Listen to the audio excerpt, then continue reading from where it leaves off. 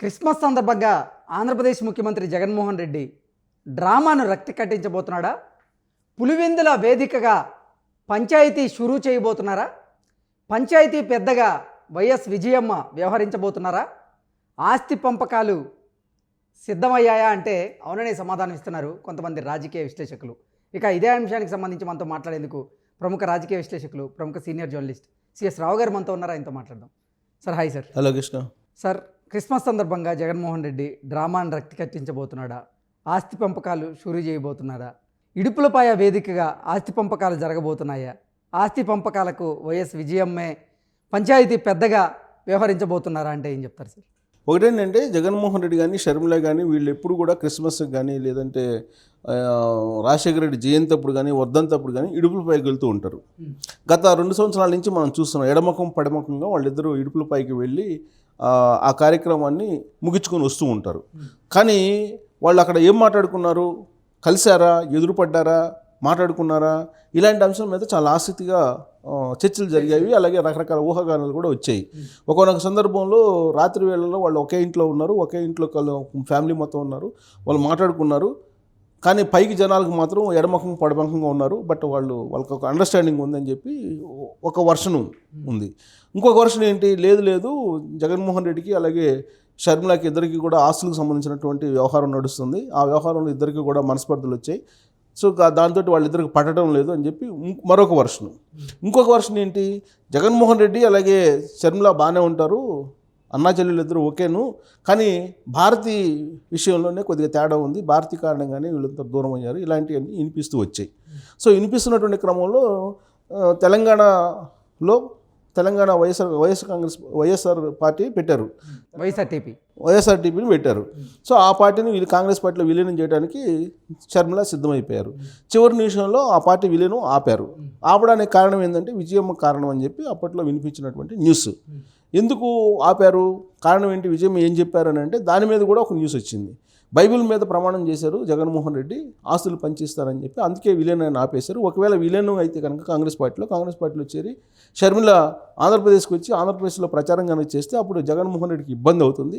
కాబట్టి ఆయన బైబిల్ మీద ప్రమాణం చేసి ఆస్తులు పంచిస్తానని చెప్పేసి ప్రామిస్ చేశారు. దానికే చివరి నిమిషంలో విలీనం ఆగిపోయింది అని చెప్పి వచ్చినటువంటి న్యూస్.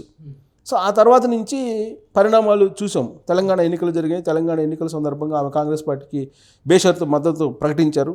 ఎన్నికల్లో ఎక్కడా కూడా కనిపించలేదు. అయితే రాబోయేటువంటి రోజుల్లో కాంగ్రెస్ పార్టీలో చేరి కాంగ్రెస్ పార్టీ తరఫు నుంచి ఆంధ్రప్రదేశ్లో ప్రచారం చేస్తారనేది మాత్రం ఇప్పటికీ నడుస్తుంది. ఇలాంటి సందర్భంలో క్రిస్మస్ సందర్భంగా ఇడుపులపాయలో వీళ్ళిద్దరు మళ్ళీ కలిసేటువంటి అవకాశం ఉంది, మాట్లాడుకునేటువంటి అవకాశం ఉంది. ఈసారి సినిమా కొత్త రకంగా ఉండేటువంటి అవకాశం ఉంది అనేటువంటిది ఒక టాక్ నడుస్తుంది. ఎందుకు కొత్త రకంగా ఉండేటువంటి అవకాశం ఉందనంటే షర్మిల కుమారుడి పెళ్ళి కన్ఫర్మ్ అయిపోయింది. ఆ షర్మిల కుమారుడి పెళ్ళికి అసలు జగన్మోహన్ రెడ్డి మేనమామ కదా, మేనమామ వస్తారా రారా అనేటువంటిది ఒక చర్చ నడిచింది కొంతకాలం పాటు. అవును. సో ఇప్పుడు అసలు ఇది నడుస్తున్నటువంటి క్రమంలో షర్మిలాని అసలు కాంగ్రెస్ పార్టీలకు చేరొద్దని చెప్పి విజయం ద్వారా ఒక సందేశం పంపించారు. కాంగ్రెస్ పార్టీలో చేరొద్దు, మనమే మన వైఎస్ఆర్ కాంగ్రెస్ పార్టీలోనే ఏపీ నుంచి పోటీ చేయండి, కడప నుంచి ఎంపీగా షర్మిలకి, కమలాపురం నుంచి విజయమ్మకి పోటీ చేసే అవకాశం జగన్మోహన్ రెడ్డి కల్పిస్తున్నారు, ఆ మేరకు సంకేతాలు ఇచ్చారని మళ్ళీ ఇంకొక న్యూస్ ఈ మధ్యకాలంలో వచ్చింది. ఇలాంటి సందర్భంలో ఇడుపులపాయలో క్రిస్మస్ సందర్భంగా అన్నా చెల్లెళ్ళు అలాగే విజయమ్మ, తల్లి విజయమ్మ వీళ్ళందరూ కలవబోతున్నారు, కలిసి ఒక ఒపీనియన్కి ఒక కంక్లూజన్కి రాబోతున్నారు అనేది ఇప్పుడు తాజా టాపిక్. అందుకే ఇప్పటి వరకు జరిగినటువంటి ఇడుపులపాయలో వ్యవహారాలు ఈసారి జరగబోయేటువంటి వ్యవహారం డిఫరెంట్గా ఉంటుంది అనేది అందరూ ఆసక్తిగా చర్చించుకుంటున్నారు. సార్, నిన్న జగన్మోహన్ రెడ్డి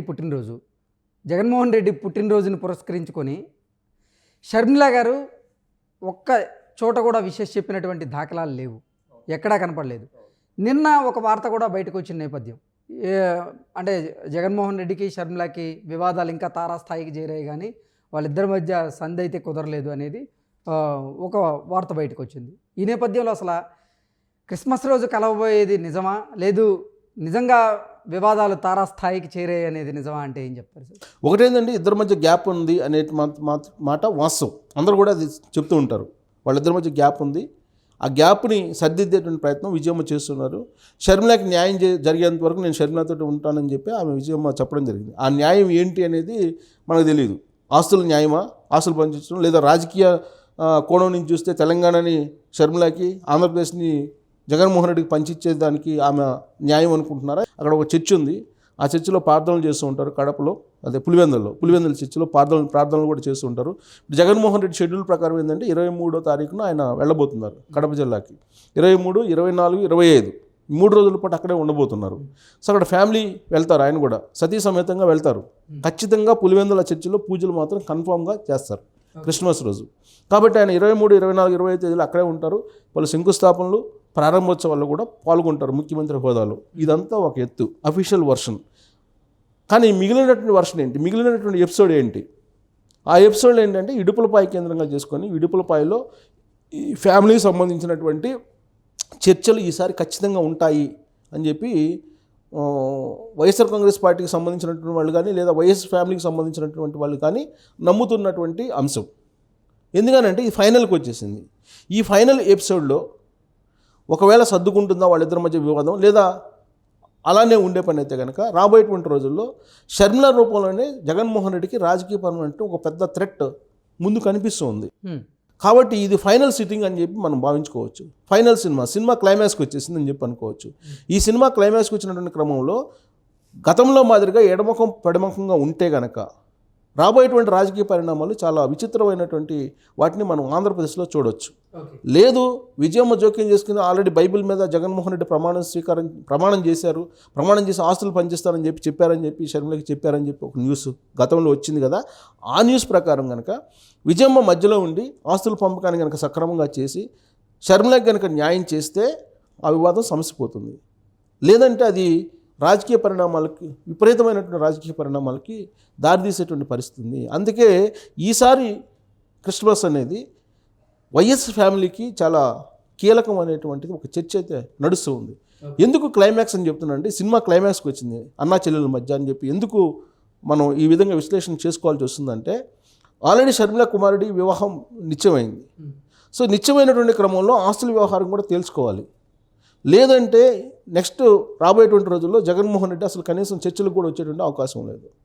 ఈ ఎలక్షన్ అన్ని రోజులు కాముకుంటే షర్మిల ఇప్పుడు ఆల్రెడీ ఫిబ్రవరిలో నోటిఫికేషన్ రాబోతుంది అంటున్నారు. సో ఫిబ్రవరి, మార్చి, ఏప్రిల్లో ఎన్నికలు అయిపోతాయి. ఎన్నికలు అయిపోయిన తర్వాత అసలు చర్చలకు కూడా వచ్చేటువంటి అవకాశం లేదనేది షర్మిల యొక్క పూర్వపు అనుభవం ద్వారా ఆమె ఒక ఒపీనియన్కి వచ్చినట్టు ఆమె సన్నిహితులు చెప్తున్నటువంటి మాట. కాబట్టి ఎన్నికల లోపలే, కుమారుడి వివాహం లోపలే ఏదో ఒకటి తేల్చుకోవాలనేటువంటి ఒక స్థిర నిశ్చయానికి ఆమె వచ్చారని చెప్పేసి లోటస్ పాండ్ వర్గాల్లో జరుగుతున్నటువంటి చర్చ.